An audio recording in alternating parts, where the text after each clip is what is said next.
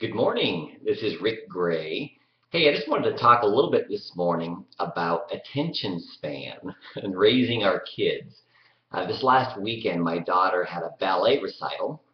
A lot of little kids ranging from age 3 all the way through their teen years. It was a 90-minute program at one of the local high schools.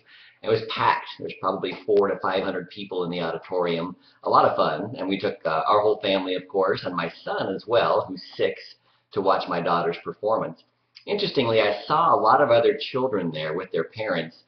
Amazing how many of them had either a tablet or a phone, a smartphone to play with, to sit there and play games while the ballet was going on. And I know that probably the parents were thinking this is an easy way to keep their child occupied while they're watching the performance.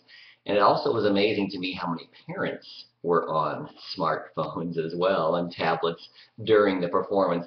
It made me kind of pause and think about what's the United States and the world going to look like in 20 or 30 years. You know, when these kids that are 5, 6, and 7 years old now have to be occupied every second, practically, literally every second, with an electronic device or something to have their attention focused on, what are they going to be like when they're adults? What are they going to be like when they're managers, running businesses, or employees? Are they going to be able to socialize? What are they going to be like when it comes to being alone with their thoughts?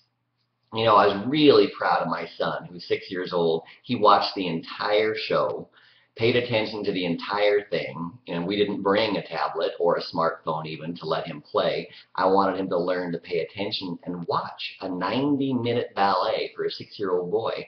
Pretty good attention span. Not that I'm bragging about my own son, of course I am, but I'm just thinking that's one thing in our family we make very important, which is thinking on your own. Family time is family time, not sitting on a pad, a tablet, or a smartphone and having your mind occupied every second.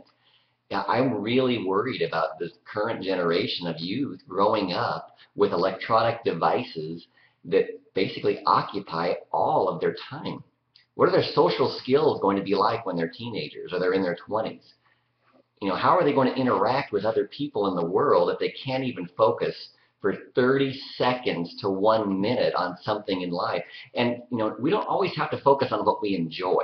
That's part of maturity, is learning how to learn about things that you don't enjoy, right? And taking some time to be involved in something that's not something you want to do right then.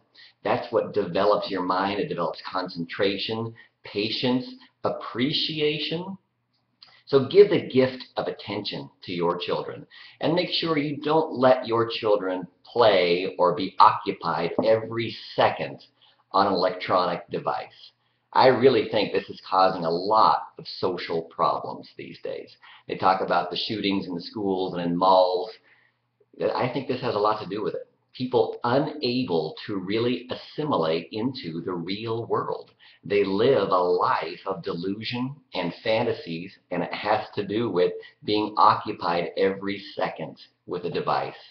Think about that. And if you're a parent, set the example. If you're going to go to something like that, a 90-minute recital, pay attention.